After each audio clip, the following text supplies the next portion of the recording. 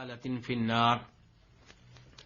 ہر قسم کی حمد و ثنا اللہ رب العزت کے لیے اور کثرت سے درود و سلام ہوں امام الانبیاء جناب محمد الرسول اللہ صلی اللہ علیہ وسلم کی ذات اقدس پہ۔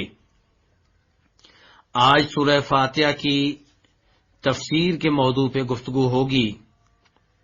سورہ فاتحہ کی باقاعدہ طور پہ تفسیر کا آغاز کرنے سے پہلے مناسب ہوگا کہ اس سورت کے فضائل جان لیے جائیں تاکہ انسان کو اس سورت کی تلاوت کا شوق پیدا ہو اور تاکہ انسان میں اس سورت کی تفسیر اور اس کے معنی و مفہوم کو جاننے کا جذبہ پیدا ہو۔ اس سورت کے بہت سے فضائل ہیں، بہت سے فوائد ہیں۔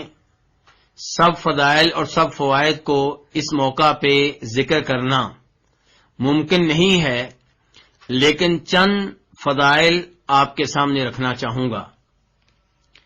اس سورت کے فضائل میں سے ایک فضیلت یہ ہے کہ یہ وہ نور ہے جو ہمارے نبی علیہ الصلوۃ والسلام کو ملا، آپ کو دیا گیا، اور ایسا نور پہلے کبھی کسی نبی کو نہیں ملا۔ اس کی دلیل وہ حدیث ہے جسے امام مسلم رحمہ اللہ روایت کرتے ہیں کہ عبداللہ ابن عباس رضی اللہ تعالی عنہما فرماتے ہیں کہ جبریل علیہ السلام نبی صلی اللہ علیہ وسلم کے پاس بیٹھے ہوئے تھے، تشریف فرما تھے۔ انہوں نے اپنے اوپر سے دروازہ کھلنے کی آواز سنی، سر اٹھایا اور پھر نبی علیہ الصلوۃ والسلام سے کہنے لگے، ھذا باب من السماء فتح اليوم لم يفتح قط الا اليوم، کہ آج آسمان کا یہ دروازہ کھلا ہے، یہ دروازہ اس سے پہلے کبھی نہیں کھلا، آج ہی کھلا ہے۔ چنانچہ اس دروازے سے ایک فرشتہ نازل ہوا تو جبریل علیہ السلام نے وضاحت کی کہ یہ فرشتہ آسمانوں سے آج پہلی بار زمین پہ نازل ہوا ہے، اس سے پہلے کبھی نازل نہیں ہوا۔ اس فرشتے نے نبی صلی اللہ علیہ وسلم کی خدمت میں حاضر ہو کر سلام عرض کیا اور پھر کہنے لگا، ابشر بنورین اوتیتہما لم یؤتہما نبی قبلک، کہ آپ کو دو ایسے نوروں کی خوشخبری ہو جو آپ سے پہلے کبھی کسی نبی کو نہیں ملے، صرف آپ ہی کو ملے ہیں۔ وہ دو نور کیا ہیں؟ نمبر 1 سورہ فاتحہ، نمبر 2 سورہ بقرہ کی آخری آیتیں۔ فرشتہ مزید گزارش کرتا ہے، لن تقرأ بحرف منہما الا اعطیتہ، کہ جب بھی آپ سورہ فاتحہ کی تلاوت کریں گے تو سورہ فاتحہ میں جو کچھ موجود ہے آپ کو ملے گا۔ آپ جب بھی سورہ بقرہ کی آخری آیتوں کی تلاوت کریں گے، سورہ بقرہ کی آخری آیتوں میں جو کچھ موجود ہے آپ کو ملے گا۔ تو یہ دو نور ہیں جو آپ کو ملے۔ کون کون سے؟ نمبر 1 سورہ فاتحہ، نمبر 2 سورہ بقرہ کی آخری آیتیں۔ اس سے آپ سورہ فاتحہ کی فضیلت کا کچھ اندازہ کر سکتے ہیں۔ اس سورت کے فضائل میں سے دوسری فضیلت یہ ہے کہ یہ قرآن کریم کی سب سے عظیم سورت ہے۔ طوالت کے لحاظ سے سورہ بقرہ سب سے طویل سورت ہے، لیکن سورہ فاتحہ اگرچہ اس میں آیتیں صرف 7 ہیں، لیکن شان کے لحاظ سے، مقام کے لحاظ سے، عظمت کے لحاظ سے، اہمیت کے لحاظ سے قرآن کریم کی 114 سورتوں میں سے سب سے بڑھ کر مقام رکھتی ہے۔ یہ ہمیں کیسے پتا چلا؟ اس بات کا علم ہمیں اس حدیث سے ہوتا ہے جسے امام بخاری رحمہ اللہ جناب ابو سعید ابن معلہ سے روایت کرتے ہیں۔ ابو سعید ابن معلہ کہتے ہیں کہ میں نماز پڑھ رہا تھا، نبی صلی اللہ علیہ وسلم میرے پاس سے گزرے، آپ نے مجھے آواز دی، لیکن میں نے اپنی نماز جاری و ساری رکھی۔ جب میں نماز سے فارغ ہوا تو آپ کی خدمت میں حاضر ہوا، تو آپ صلی اللہ علیہ وسلم سے معذرت کے انداز میں ابو سعید ابن معلہ کہنے لگے کہ اللہ کے رسول، کنت اصلی، میں نماز پڑھنے میں مشغول تھا، نماز پڑھنے میں مصروف تھا، اس لیے آپ کی آواز پہ لبیک نہیں کہہ سکا۔ تو نبی صلی اللہ علیہ وسلم فرمانے لگے، الم یقول اللہ استجیبوا للہ وللرسول اذا دعاکم، کیا اللہ رب العزت نے قرآن حکیم میں مسلمانوں کو، مومنوں کو یہ حکم نہیں دیا کہ جب اللہ کے رسول تمہیں بلائے تو اللہ کے رسول کی آواز پہ لبیک کہو، اللہ کے رسول کی بات سنو؟ اس کے بعد آپ نے ابو سعید ابن معلہ کو یہ خوشخبری دی، لَأُعَلِّمَنَّكَ سُورَةً هِيَ أَعْظَمُ سُورَةٍ فِي الْقُرْآنِ قَبْلَ أَن تَخْرُجَ مِنَ الْمَسْجِدِ، کہ ابو سعید، تمہارے مسجد سے نکلنے سے پہلے پہلے میں تمہیں بتاؤں گا کہ قرآن کریم کی صورتوں میں سے کون سی صورت سب سے عظیم ہے۔ ابو سعید کہتے ہیں کہ آپ مسجد میں رہے، آپ نے میرا ہاتھ پکڑے رکھا، اور جب مسجد سے نکلنے لگے تو میں نے کہا، اللہ کے رسول علیہ الصلوۃ والسلام، کیا آپ نے مجھ سے یہ وعدہ نہیں کیا تھا کہ آپ مسجد سے نکلنے سے پہلے پہلے مجھے بتائیں گے کہ قرآن کریم کی سب سے عظیم سورت کون سی ہے؟ آپ دیکھیے کہ نبی علیہ الصلوۃ والسلام کا انداز تعلیم کیا ہے، انداز تدریس کیا ہے۔ آپ چاہتے تو فوری طور پہ بتا دیتے کہ قرآن کریم کی سب سے عظیم سورت کون سی ہے، لیکن آپ نے کہا کہ مسجد سے نکلنے سے پہلے تمہیں بتاؤں گا۔ مقصد کیا ہے؟ شوق پیدا کرنا۔ مقصد کیا ہے کہ پتہ چلے کہ جو بتانے لگا ہوں بڑی عظیم چیز ہے، جو معلومات دینے لگا ہوں ان کو محفوظ رکھنا ہے، انہیں یاد رکھنا ہے، بولنا نہیں ہے۔ چنانچہ نبی علیہ الصلوۃ والسلام فرمانے لگے، الحمدللہ رب العالمین، قرآن کریم کی سب سے عظیم سورت کون سی ہے؟ الحمدللہ رب العالمین۔ اور مزید فرمایا، ہی السبع المثانی والقرآن العظیم الذی اوتیت، یہی وہ صورت ہے جس کا نام السبع المثانی بھی ہے، اور یہی قرآن عظیم ہے جو مجھے ملا ہے۔ تو یہاں پہ نبی علیہ الصلوۃ والسلام نے ایک تو یہ بتا دیا کہ سب سے عظیم سورت سورہ فاتحہ ہے، دوسرا یہ بتا دیا کہ یہ اسب المثانی ہے۔ اسب المثانی کیا ہے؟ آپ کس جانب اشارہ کر رہے ہیں؟ اسب المثانی کا مطلب ہوتا ہے وہ 7 چیزیں جن کا تکرار کیا جائے، جنہیں بار بار پڑھا جائے، جن کا بار بار تذکرہ ہو۔ چونکہ سورہ فاتحہ نماز کی ہر رکعت میں پڑھی جاتی ہے، بار بار اس کی تلاوت کی جاتی ہے، اس لیے اس کو سب المثانی کہتے ہیں۔ اصل میں نبی علیہ الصلوۃ والسلام یہاں پہ سورہ ہجر کی ایک آیت کی جانب اشارہ فرما رہے ہیں، جس آیت میں اللہ رب العزت نے نبی علیہ الصلوۃ والسلام کو مشکل حالات میں تسلی دیتے ہوئے ارشاد فرمایا، وَلَقَدْ آتَيْنَاكَ سَبْعًا مِنَ الْمَثَانِي وَالْقُرْآنِ الْعَظِيمِ، کہ اس میں کوئی شک و شبہ نہیں ہے کہ ہم نے آپ کو اسب المثانی دی ہیں، ہم نے آپ کو قرآن عظیم دیا ہے۔ تو اس حدیث میں آپ نے وضاحت کر دی کہ اسب المثانی وہ 7 چیزیں جن کا تکرار ہوتا ہے، جن کی بار بار تلاوت کی جاتی، وہ کیا ہیں؟ وہ سورہ فاتحہ کی 7 آیتیں ہیں۔ اور آپ نے فرمایا یہ قرآن عظیم بھی ہے، سورہ فاتحہ کو آپ نے قرآن عظیم قرار دیا ہے۔ حالانکہ سورہ فاتحہ مکمل قرآن نہیں ہے، قرآن کریم کی 114 صورتوں میں سے وہ صورت ہے جو انتہائی مختصر ہے، جس میں صرف 7 آیتیں ہیں۔ تو قرآن عظیم کیوں قرار دیا؟ کیونکہ قرآن پورے کا پورا عظیم ہے. آپ قرآن کے کسی بھی حصے کو قرآن عظیم کہہ سکتے ہیں. سورہ بقرہ قرآن عظیم ہے, سورہ نساء قرآن عظیم ہے, لیکن سورہ فاتحہ چونکہ عظمت میں سب صورتوں سے بڑھ کر ہے تو یہ زیادہ اس بات کی حقدار ہے کہ اسے قرآن عظیم کہا جائے. سورہ فاتحہ کے فضائل میں سے ایک فضیلت یہ بھی ہے کہ یہ رقیہ ہے, یعنی کہ یہ دم ہے. ویسے تو ہم سب جانتے ہیں کہ قرآن کریم پورے کا پورا شفا کا باعث ہے. اللہ تعالیٰ فرماتے ہیں وَنُنَزِّلُ مِنَ الْقُرْآنِ مَا هُوَ شِفَاءٌ, ہم نے قرآن اتارا ہے جو شفا ہے. تو قرآن پورے کا پورا شفا ہے. آپ کہیں سے بھی تلاوت کریں شفا کا باعث ہے. آپ کہیں سے بھی قرآن کریم پڑھ کر دم کریں بالکل ٹھیک ہے. لیکن سورہ فاتحہ کی دم ہونے کے لحاظ سے اہمیت زیادہ ہے.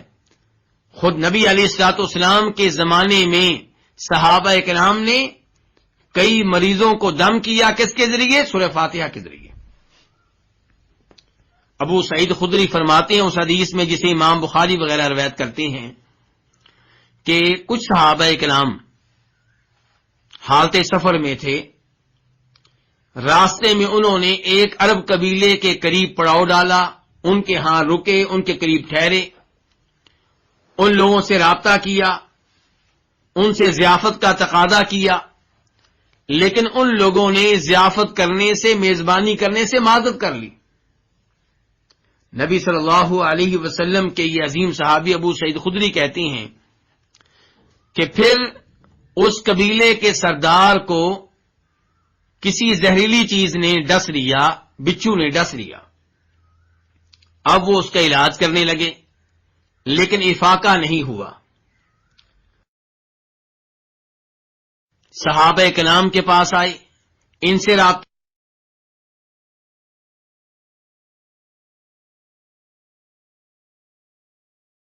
ہمارے پاس اس چیز کا کوئی دم ہے؟ تو صحابہ کرام فرمانے لگے علاج تو موجود ہے, دم موجود ہے, لیکن تم لوگوں نے ضیافت نہیں کی, اس لیے ہم علاج کریں گے تو معاوضہ لیں گے. انہوں نے کہا کوئی مسئلہ نہیں ہے. 30 بکریوں پہ اتفاق ہو گیا. ابو سعید خدری رضی اللہ عنہ ان کے ساتھ گئے, سورہ فاتحہ پڑھ کر دم کیا اور وہ سردار بالکل ٹھیک ہو گیا. 30 بکریاں وعدہ کے مطابق مل گئیں. اب آپس میں اختلاف پیدا ہو گیا کہ کیا یہ بکریاں ہمارے لیے حلال ہیں یا حلال نہیں ہیں. آپ اندازہ کیجئے صحابہ کرام کے تقوی کا, پرہیزگاری کا. راستے میں تھے, بھوک کی حالت میں تھے, گوشت کی انہیں ضرورت تھی, کھانے کی ضرورت تھی. آج لوگ حلال و حرام کا خیال نہیں کرتے, لیکن صحابہ کرام کو دیکھیے, نبی علیہ الصلوۃ والسلام کے پاس پہنچ کر آپ سے مسئلہ دریافت کیا, اپنا آپس کا اختلاف آپ کے سامنے رکھا. تو آپ نے ارشاد فرمایا ابو سعید خدری سے کہ مجھے یہ بتاؤ تمہیں کیسے پتا چلا کہ یہ سورت دم ہے؟ وما ادراک انہا رقیہ. آپ یہ الفاظ تحسین کے انداز میں کہہ رہے ہیں, انکار کے انداز میں نہیں, تحسین کے انداز میں ان کی حوصلہ افزائی کرتے ہوئے کہ تمہیں کیسے پتا چل گیا کہ یہ سورت رقیہ ہے, دم ہے. اور اس کے بعد ان کی تصدیق کرتے ہوئے, ان کے عمل کے اوپر مہر لگاتے ہوئے آپ نے کہا اضربوا لی بسہم, کہ ان بکریوں میں میرا حصہ بھی رکھو. علماء کرام اس حدیث کی وضاحت میں لکھتے ہیں کہ نبی علیہ الصلوۃ والسلام سوال کرنے والے نہیں تھے, آپ مانگنے والے نہیں تھے, لیکن چونکہ صحابہ کرام مطمئن نہیں ہو رہے تھے ان بکریوں کے بارے میں کہ یہ ہمارے لیے حلال ہیں یا حلال نہیں ہیں, کیونکہ قرآن کریم کے ذریعے دم کیا گیا, دم کا معاوضہ ہے, تو آپ نے ان کو مکمل طور پہ مطمئن کرنے کے لیے, تسلی دینے کے لیے فرمایا کہ اس میں میرا حصہ بھی رکھ لو. تو اس حدیث سے پتا چلا کہ یہ سورت رقیہ ہے، بہترین قسم کا دم ہے. یہ وہ دم ہے جو صحابہ کرام نے کیا اور عملی طور پہ کامیابی حاصل کی. سورہ فاتحہ کے فضائل میں سے ایک فضیلت یہ بھی ہے کہ یہ قرآن کریم کی واحد سورت ہے جس کی تلاوت نماز میں نہ کی جائے تو نماز شرعی طور پہ نماز نہیں ہے. اور اس کی دلیل وہ حدیث ہے جسے امام بخاری وغیرہ جناب عبادہ بن صامت رضی اللہ تعالیٰ عنہ سے روایت کرتے ہیں. وہ کہتے ہیں کہ نبی صلی اللہ علیہ وسلم نے ارشاد فرمایا لا صلاۃ لمن لم یقرأ بفاتحۃ الکتاب، کہ جو بھی سورہ فاتحہ نہ پڑھے اس کی نماز نہیں ہے. سورہ فاتحہ کے بغیر نماز نہیں ہوتی. اس مسئلے میں جو اختلاف ہے اس کا تذکرہ سورہ فاتحہ کی تفسیر کے بعد کروں گا. فی الحال یہ بتانا چاہتا ہوں کہ اس سورت کو یہ اعزاز ملا کہ اس کی تلاوت ہر نماز میں ہوتی ہے، بلکہ ہر نماز کی ہر رکعت میں ہوتی ہے. سورہ فاتحہ کے فضائل بہت سارے ہیں. انہی پہ اکتفا کرتے ہوئے دوسرے موضوع کی طرف بڑھتے ہیں، اور وہ یہ ہے کہ سورہ فاتحہ کے نام کتنے ہیں، کون کون سے ہیں. تو سب سے پہلے یہ بتانا چاہوں گا کہ علماء کرام ایک اصول بیان کرتے ہیں کہ کثرت الاسماء تدل علی شرف المسمى. جس چیز کے نام زیادہ ہوں وہ چیز عظیم ہوا کرتی ہے، اس کا ایک مقام ہوا کرتا ہے، اس کی ایک اہمیت ہوا کرتی ہے.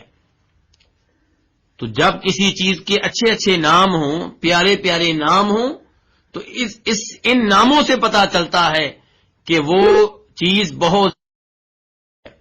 تو سورہ فاتحہ کے نام بہت ہیں. امام سیوطی رحمہ اللہ اپنی مشہور و معروف کتاب الاتقان میں لکھتے ہیں کہ سورہ فاتحہ کے نام 20 سے زیادہ ہیں، اور پھر انہوں نے اپنی اس کتاب میں سورہ فاتحہ کے تقریباً 23 نام ذکر کیے ہیں. ان ناموں میں سے کئی نام وہ ہیں جو نبی علیہ الصلوۃ والسلام کی احادیث سے ثابت ہیں، اور کئی نام وہ ہیں جو احادیث سے ثابت نہیں ہیں. لوگوں میں اس سورت کے وہ نام معروف ہیں، مشہور ہیں، اور ہم سب جانتے ہیں کہ قرآن کریم کی سورتوں کے سبھی نام نبی علیہ الصلوۃ والسلام کی طرف سے نہیں ہیں. کئی نام آپ کی طرف سے ہیں، کئی صحابہ کرام کی طرف سے ہیں، اور کئی بعد کے لوگوں کی طرف سے ہیں. تو سورہ فاتحہ کے وہ نام جو نبی علیہ الصلوۃ والسلام کی احادیث سے ثابت ہیں، ان میں سے ایک الحمدللہ رب العالمین ہے، دوسرا السبع المثانی ہے، تیسرا القرآن العظیم ہے، اور یہ تینوں وہ نام ہیں جو ابو سعید ابن معلہ کی حدیث میں آئے ہیں جن کا تذکرہ پہلے کر چکا ہوں. الحمدللہ رب العالمین کیوں کہتے ہیں؟ کیونکہ اس سورت کا آغاز بسم اللہ الرحمن الرحیم کے بعد جن الفاظ سے ہوتا ہے وہ الفاظ کیا ہیں؟ الحمدللہ رب العالمین.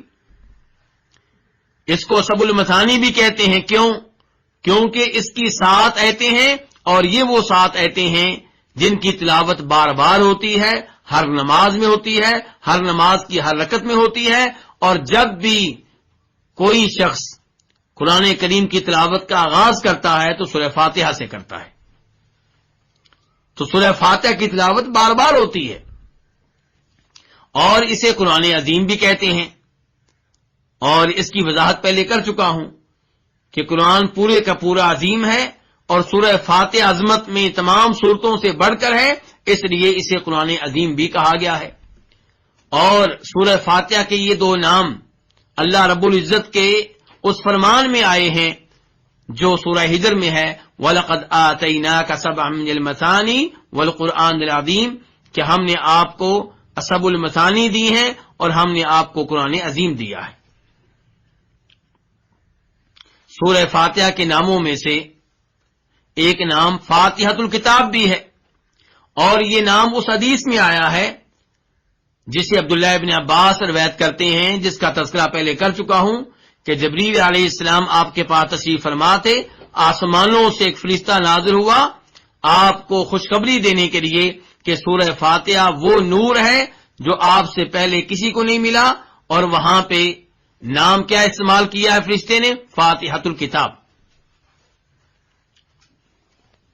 اس سورت کے ناموں میں سے ایک نام ام القرآن بھی ہے، اور یہ وہ نام ہے جو ابو سعید خدری کی روایت میں آیا ہے، جس روایت میں وہ وضاحت کرتے ہیں کہ میں نے دم کیا اس سردار کو جسے کسی زہریلی چیز نے ڈس لیا تھا۔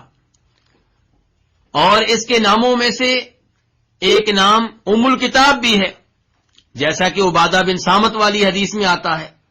تو بہرحال اس سورت کے کئی ایک نام ہیں۔ مثال کے طور پہ اسے سورہ شفا کہتے ہیں کیونکہ شفا کا باعث ہے، اسے سورہ رقیہ بھی کہتے ہیں، دم کا باعث ہے، اسے سورہ دعا بھی کہتے ہیں کیونکہ یہ ایک دعا ہے۔ تو اس کے کئی ایک نام ہیں۔ ہمارا اس سورت کے لحاظ سے تیسرا مسئلہ یہ ہے کہ کیا یہ سورت مکی ہے یا مدنی؟ اس موضوع پہ گفتگو کرتے ہوئے پہلے یہ بیان کرنا چاہوں گا کہ مکی اور مدنی کی تعریف کیا ہے، مکی کس کو کہتے ہیں، مدنی کس کو کہتے ہیں۔ اس بارے میں علماء کرام کے 3 اقوال ہیں۔ پہلا قول یہ ہے کہ قرآن کریم کا مکی حصہ وہ ہے جو نبی علیہ الصلوۃ والسلام کی مکہ سے مدینہ کی جانب ہجرت سے پہلے نازل ہوا، اور مدنی حصہ وہ ہے جو آپ کے ہجرت کر لینے کے بعد نازل ہوا۔ تو آپ غور کریں گے تو آپ کو پتا چلے گا کہ یہ تعریف کرتے ہوئے زمانے نزول کا اعتبار کیا گیا ہے، وقت نزول کا اعتبار کیا گیا ہے۔ جو ہجرت سے پہلے نازل ہوا مکی، جو ہجرت کے بعد نازل ہوا وہ مدنی۔ اس لحاظ سے الیوم اکملت لکم دینکم، یہ آیت اگرچہ نازل ہوئی ہے مکہ میں، میدان عرفات میں، حجۃ الوداع میں، لیکن ہجرت کے بعد نازل ہوئی ہے، اس لیے ہم اس کو کیا کہیں گے، کون سی آیت ہے؟ یہ مدنی آیت ہے۔ اور مکی اور مدنی کی دوسری تعریف یہ کی گئی ہے کہ قرآن کریم کا مکی حصہ وہ ہے جو مکہ اور مکہ کے مضافات میں نازل ہوا، اور مدنی حصہ وہ ہے جو مدینہ اور مدینہ کے مضافات میں نازل ہوا۔ یہ تعریف اعتراض سے خالی نہیں ہے۔ اس تعریف کے اوپر اعتراض ہوتا ہے کہ قرآن کریم کے وہ حصے جو مکہ میں نازل نہیں ہوئے، مدینہ میں نازل نہیں ہوئے، ان کو آپ کیا نام دیں گے؟ مثال کے طور پہ سورہ فتح ہے، انا فتحنا لک فتحا مبینا، یہ مکہ میں نازل نہیں ہوئی، یہ مدینہ میں نازل نہیں ہوئی، بلکہ جب آپ مکہ سے مدینہ کا سفر کر رہے تھے راستے میں نازل ہوئی تھی۔ تو اگر آپ یہ تعریف کرتے ہیں کہ مکی قرآن کریم کا وہ حصہ ہے جو مکہ میں نازل ہوا اور مدنی وہ حصہ ہے جو مدینہ میں نازل ہوا، تو انا فتحنا لک فتحا مبینا کو آپ کیا نام دیں گے؟ تیسری تعریف یہ ہے کہ مکی کریم کا وہ حصہ ہے، وہ صورتیں ہیں جن میں اہل مکہ کو خطاب کیا گیا ہے، اور مدنی قرآن کریم کا وہ حصہ ہے جس میں اہل مدینہ کو مخاطب کیا گیا ہے۔ اب سوال پیدا ہوتا ہے کیسے پتا چلے گا کہ اس صورت میں اہل مکہ کو مخاطب کیا گیا اور اس صورت میں اہل مدینہ کو مخاطب کیا گیا ہے؟ تو یہ تعریف کرنے والے جواب دیتے ہیں کہ جس صورت میں یا ایھا الناس کا لفظ آیا اس کے مخاطب مکہ کے لوگ ہیں، اور جس میں یا ایھا الذین آمنوا کا لفظ آیا اس کے مخاطب مدینہ کے لوگ ہیں۔ لیکن یہ تعریف بھی اعتراض سے خالی نہیں ہے، کیونکہ قرآن کریم کی بہت سی ایسی صورتیں ہیں جن میں یا ایھا الناس کا لفظ بھی نہیں ہے اور یا ایھا الذین آمنوا کا لفظ بھی نہیں ہے۔ مثال کے طور پہ سورہ کوثر، سورہ اخلاص، سورۃ العصر، تو آپ ان صورتوں کو کیا نام دیں گے؟ تو اس لیے یہ تعریف بھی درست نہیں ہے. تو صحیح تعریف وہی ہے جو پہلے نمبر پہ ذکر کی گئی ہے کہ مکی قرآن کریم کا وہ حصہ ہے جو ہجرت سے پہلے نازل ہوا، اور مدنی قرآن کریم کا وہ حصہ ہے جو ہجرت کے بعد نازل ہوا. آپ لوگوں کے ہی ہوگی کہ مکی اور مدنی جاننے کا فائدہ کیا ہے، ہمیں اس سے کیا ملے گا، اس تفصیل میں جاننے کی ضرورت کیا ہے؟ تو گزارش یہ ہے کہ مکی اور مدنی جاننے کی اہمیت بہت زیادہ ہے. مکی اور مدنی جان لینے سے قرآن کریم کی تفسیر میں مدد ملتی ہے، تعامل ملتا ہے. دو مثالیں آپ کے سامنے رکھنا چاہوں گا. پہلی مثال، اللہ رب العزت کا قرآن حکیم میں فرمان ہے وَمَنْ عِنْدَهُ عِلْمُ الْكِتَابِ، سورہ رعد کی آخری آیت ہے. اور سورہ رعد مکی ہے یا مدنی؟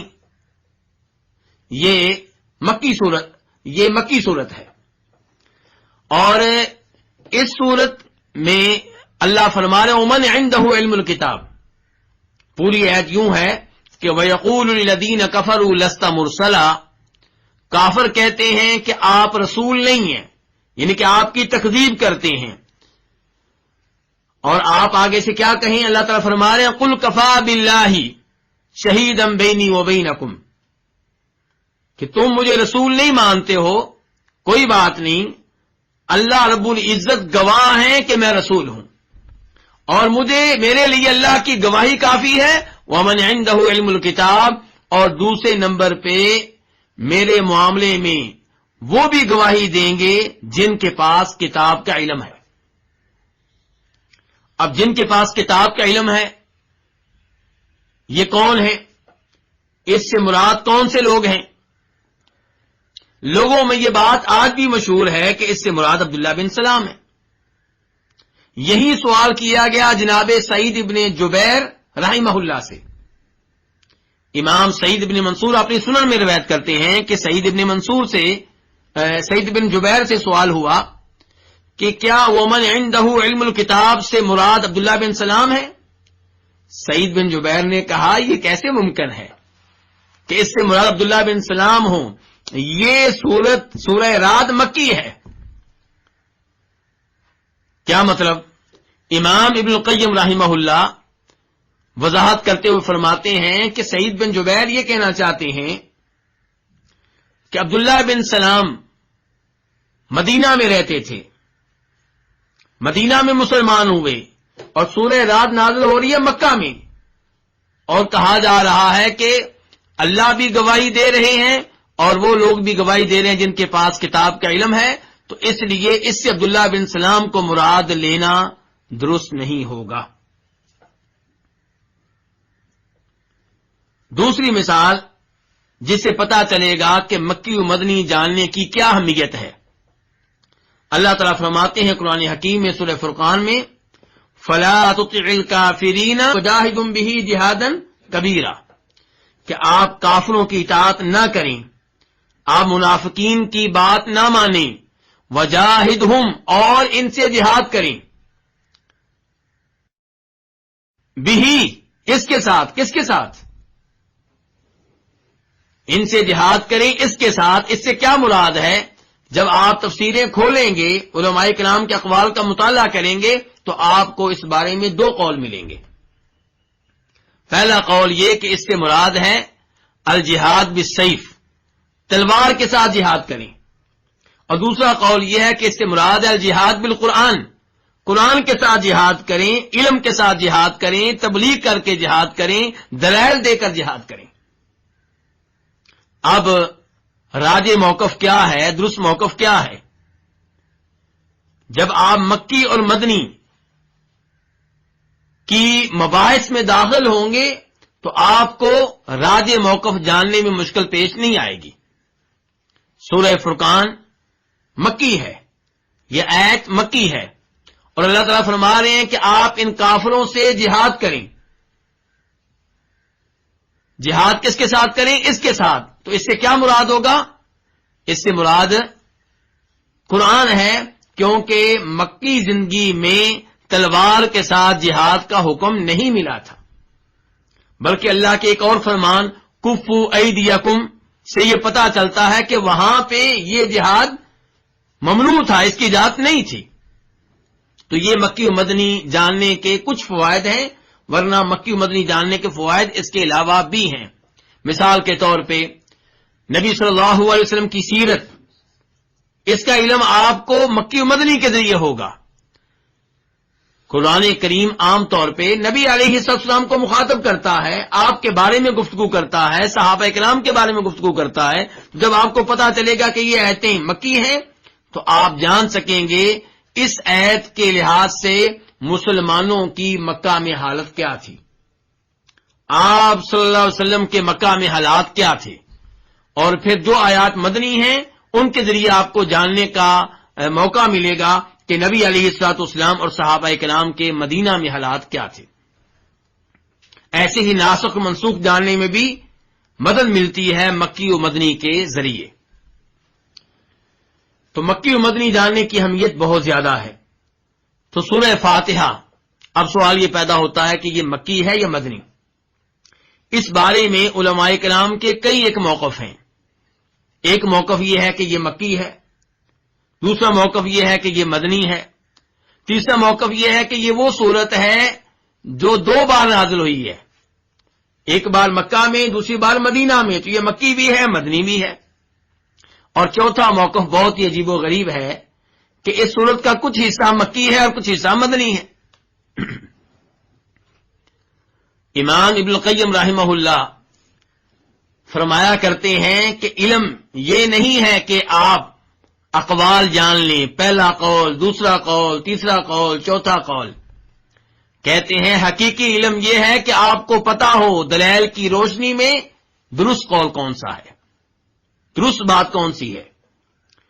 تو سورہ فاتحہ مکی ہے یا مدنی، اس بارے میں صحیح قول یہ ہے کہ یہ سورت مکی ہے، اور اس کے دلائل میں سے ایک دلیل سورہ ہجر کی آیت ہے کہ وَلَقَدْ آتَيْنَاكَ سَبْعًا مِنَ الْمَثَانِي وَالْقُرْآنِ الْعَظِيمِ۔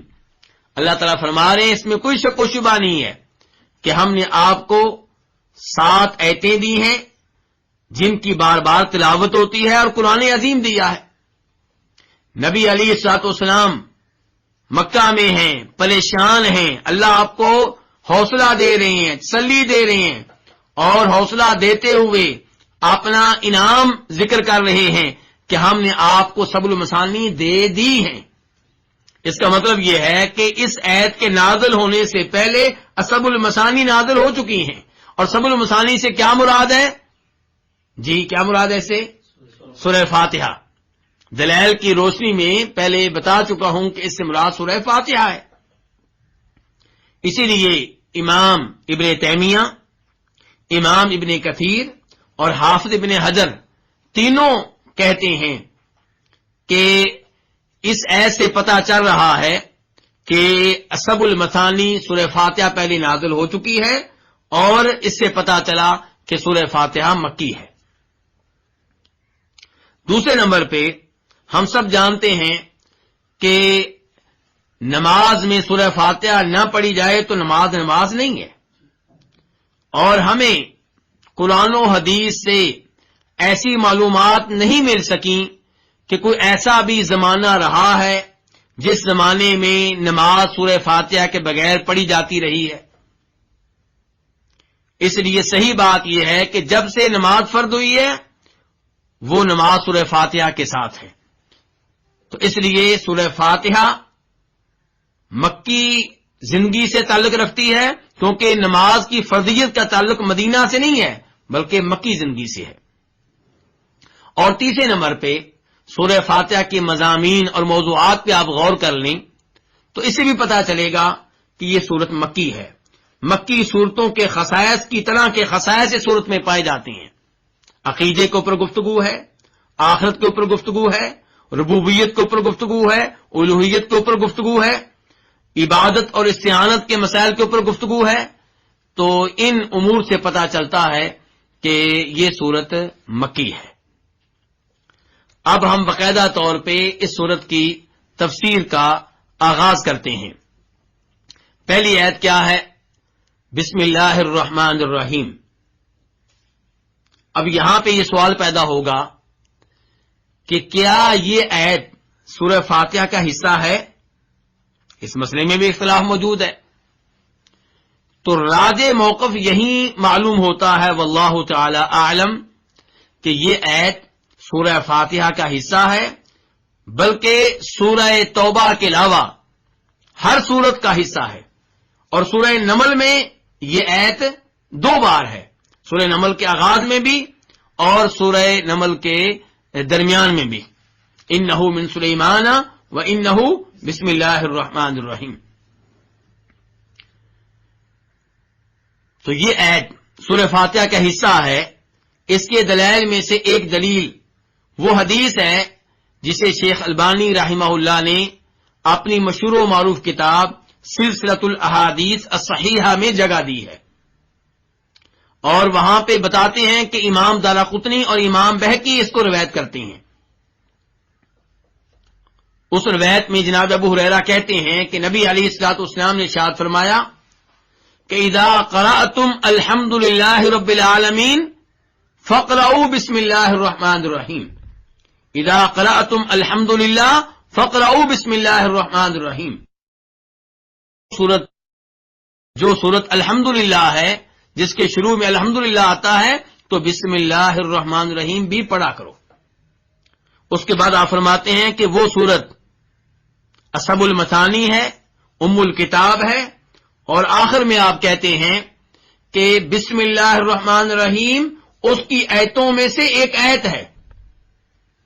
بسم اللہ الرحمن الرحیم احداہا. آپ فرما رہے ہیں کہ بسم اللہ الرحمن الرحیم اس سورت کی آیتوں میں سے ایک آیت ہے، اس کا ایک حصہ ہے. اور دوسری روایت امام ابو داؤد اور امام حاکم وغیرہ روایت کرتے ہیں جناب عبداللہ ابن عباس سے. وہ کہتے ہیں کہ نبی علیہ الصلوۃ والسلام ایک سورت کو دوسری سورت سے تب امتیاز کرتے تھے، تب الگ جانتے تھے جب آپ کے اوپر بسم اللہ الرحمن الرحیم نازل ہو جاتی تھی. یعنی کہ بسم اللہ نازل ہوتی تو پتہ چلتا کہ یہ سورت ختم ہو گئی ہے، یہ سورت شروع ہو رہی ہے. تو اس سے بھی پتہ چل رہا ہے کہ بسم اللہ الرحمن الرحیم ہر سورت کا حصہ ہے سوائے سورہ توبہ کے. تو بسم اللہ الرحمن الرحیم امام طبری رحمہ اللہ، جن کا نام آپ لوگوں نے سنا ہوگا، انہیں امام المفسرین کہا جاتا ہے. بہت بڑے مفسر ہیں، تاریخ میں بھی مسلمانوں کے امام ہیں، تفسیر میں بھی مسلمانوں کے امام ہیں.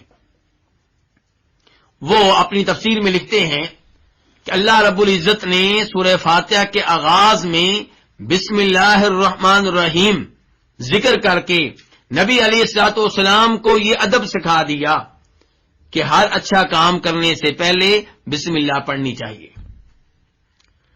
بسم اللہ الرحمن الرحیم کیا معنی ہے؟ اللہ کا نام لے کر، اللہ کے نام کے ساتھ جو بہت بڑا مہربان نہایت رحم کرنے والا ہے. بسم اللہ، اللہ کے نام کے ساتھ کیا مطلب اس کا؟ جو لوگ عربی زبان کے قواعد سے واقف ہیں انہیں پتا ہے کہ یہاں پہ کوئی نہ کوئی لفظ محذوف ہے. یا تو آپ کسی فعل کو محذوف مانیں گے یا آپ کسی اسم کو محذوف مانیں گے. اور وہ محذوف لفظ کیا ہے، وہ محذوف فعل کیا ہے؟ حالات کے مطابق. جانور ذبح کرتے ہوئے جب آپ کہیں گے بسم اللہ واللہ اکبر، تو وہاں پہ محذوف کیا ہے؟ اذبح، کہ میں اللہ کا نام لے کر ذبح کر رہا ہوں. کھانا کھاتے ہوئے جب آپ بسم اللہ پڑھتے ہیں تو اس کا مطلب یہ ہے کہ آکلو، کہ اللہ کا نام لے کر میں کھانا کھا رہا ہوں. تلاوت کرتے ہوئے آپ کہتے ہیں بسم اللہ، تو اس کا مطلب کیا کہ اتلو. تو یہ فعل محذوف ہوتا ہے، جو آپ کام کرنے لگیں گے اس کے مطابق فعل محذوف ہوگا. تو یہاں پہ پھر کیا ہوگا؟ مثال کے طور پہ بسم اللہ اتلو، اللہ کا نام لے کر میں تلاوت کرتا ہوں. یہاں پہ با حرف جر ہے، اس کے بعد جو اسم ہے وہ تسمیہ کے معنی میں ہے. جیسے کلام تکلیم کے معنی میں ہوتا ہے. کلام کا معنی کیا ہے؟ کلام کرنا. تو اسم کا معنی کیا ہے؟ نام لینا. یعنی کہ اللہ کا نام لے کر میں آغاز کر رہا ہوں، میں تلاوت کر رہا ہوں. بسم اللہ، لفظ اللہ اللہ رب العزت کا عالم ہے، اللہ رب العزت کا ذاتی نام ہے. اللہ کے نام بہت سارے ہیں، آپ جانتے ہیں. اور بخاری شریف کی حدیث ہے جس سے پتہ چلتا ہے کہ نبی علیہ السلام ارشاد فرماتے ہیں کہ اللہ رب العزت کے 99 نام ہیں جو انہیں یاد کر لے گا، من احصاها دخل الجنہ، ان کا احاطہ کر لے گا، انہیں یاد کر لے گا، انہیں سمجھ لے گا، ان کا معنی مفہوم جان لے گا، وہ جنت میں داخل ہوگا. اس حدیث کا مطلب یہ نہیں ہے کہ اللہ کے نام صرف 99 ہیں، لیکن اس حدیث سے یہ پتا چل گیا کہ اللہ کے نام 99 سے زیادہ ہیں. تو ان ناموں میں سے جو نام اللہ کا ذاتی نام کہلاتا ہے، اللہ کے علم کی حیثیت رکھتا ہے، وہ کیا ہے؟ اللہ. اللہ یہ الہ سے ماخوذ ہے. اصل میں یوں ہے الہ، الہ یعنی کہ الہ کے اوپر ال داخل ہو، اور پھر الہ کے حمزہ کو حذف کر دیا گیا کثرت استعمال کی وجہ سے، اور لام کا لام میں ادغام کر دیا گیا، تو کیا ہو گیا؟ اللہ. تو جب اللہ الہ سے ماخوذ ہے تو الہ فعال کے وزن پہ ہے، لیکن معنی مفعول کا ہے. کیا مطلب؟ الہ بمعنی مألوہ، معبود، یعنی کہ وہ جس کی عبادت کی جاتی ہے، وہ جو عبادت کا حقدار ہے. تو اللہ وہ ذات ہے جو عبادت کی حقدار ہے. لیکن ہم یہ جان چکے ہیں کہ لفظ اللہ اللہ کا ذاتی نام ہے. تو جب اللہ کا ذاتی نام ہے تو اللہ کہنے سے اللہ کے سب نام اس میں آ جاتے ہیں، اللہ کی سب صفات اس میں آ جاتی ہیں. جیسے آپ محمد کہتے ہیں صلی اللہ علیہ وسلم، تو آپ کے ذہن میں کیا آتا ہے کہ محمد کون ہے؟ وہ محمد جو رسول ہے، وہ محمد جو نبی ہیں، وہ محمد جو سب سے افضل تھے، وہ محمد جو ہم سب کے امام ہیں، وہ محمد جن سے محبت کرنا واجب ہے، وہ محمد جو ماہی ہیں، جو حاشر ہیں، جو عاقب ہیں، جو خاتم النبیین ہیں. تو آپ کے سارے اوصاف لفظ محمد میں داخل ہو جاتے ہیں. تو ایسے جب ہم لفظ اللہ کہتے ہیں تو اس کا مطلب یہ ہے وہ اللہ جو رحمان ہے، وہ اللہ جو رحیم ہے، وہ اللہ جو رزاق ہے، وہ اللہ جو خالق ہے، وہ اللہ جو مالک ہے. تو بسم اللہ، اللہ کا نام لے کر تلاوت کرتا ہوں، اللہ کا نام لے کے آغاز کرتا ہوں. وہ اللہ الرحمن جو بہت بڑا مہربان، الرحیم نہایت رحم کرنے والا ہے. الرحمن اور رحیم دونوں سے پتا چلتا ہے کہ اللہ رحمت کرنے والے ہیں، اور یہ دونوں لفظ مبالغے کے لفظ ہیں. خصوصاً رحمان مبالغے کا لفظ ہے، اور رحیم میں آپ مبالغہ بھی کہہ سکتے ہیں، صفت مشبہ بھی کہہ سکتے ہیں. تو ایک معنی کو ادا کرنے کے لیے دو لفظ کیوں لائے گئے؟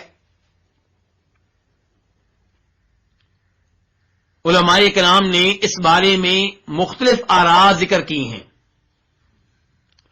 ایک رائے یہ ہے کہ رحمان سے پتہ چلتا ہے کہ وہ اللہ جس نے لوگوں کو بڑی بڑی نعمتیں دے کر لوگوں پہ رحمت کی، لوگوں پہ رحم کیا، لوگوں پہ مہربانی کی. اور رحیم وہ اللہ جس نے چھوٹی چھوٹی نعمتیں دے کر لوگوں پہ رحمت کی، مہربانی کی. اور دوسرا قول یہ ہے کہ رحمان وہ جس کی رحمت مسلمانوں کے لیے بھی ہے، کافروں کے لیے بھی ہے، سب کے لیے ہے. اور رحیم وہ جس کی رحمت صرف مسلمانوں کے لیے ہے، مومنوں کے لیے ہے. وَكَانَ بِالْمُؤْمِنِينَ رَحِيمًا، اللہ تعالیٰ فرماتے ہیں کہ میں مومنوں پہ رحم کرنے والا ہوں. یہاں پہ لفظ اللہ نے کیا بولا؟ رحیمہ. اور یہ نہیں کہا کہ سب پہ رحم کرنے والا ہوں، یہاں پہ کہا وَكَانَ بِالْمُؤْمِنِينَ رَحِيمًا کہ اللہ مومنوں پہ رحم کرنے والا ہے. اور اس کے علاوہ بھی اقوال ذکر کیے گئے ہیں. ایک رائے یہ ہے کہ رحمان چونکہ فعلان کے وزن پہ ہے، غضبان، عطشان، یہ سارے الفاظ فعلان کے وزن پہ ہیں اور ان کے معنی میں وسعت پائی جاتی ہے. غضبان جو بہت غصے والا ہو، عطشان جو بہت پیاس کی حالت میں ہو. تو رحمان وہ جس کی رحمت بہت وسیع ہے. وَرَحْمَتِي وَسِعَتْ كُلَّ شَيْءٍ، اللہ تعالیٰ فرماتے ہیں سورہ راف میں کہ میری رحمت ہر چیز کا احاطہ کیے ہوئے ہے. اللہ رب العزت کی رحمت ہر چیز تک پہنچ رہی ہے. تو رحمان وہ جس کی رحمت کامل و مکمل ہے اور جو وسیع رحمت والا ہے. اور رحیم چونکہ فعیل کے وزن پہ ہے اور فعیل کے وزن میں دوام پایا جاتا ہے، ہمیشگی پائی جاتی ہے. تو رحیم وہ جس کی رحمت مسلسل ہے، ہمیشہ کے لیے ہے، اس میں دوام پایا جاتا ہے. تو رحمان کا لفظ آیا اللہ کی رحمت کی وسعت بتانے کے لیے، اور رحیم کا لفظ آیا اللہ کی رحمت کا ثبوت بتانے کے لیے کہ یہ ہمیشہ ہمیشہ کے لیے ہے اور اللہ تعالیٰ کی رحمت ختم نہیں ہوگی.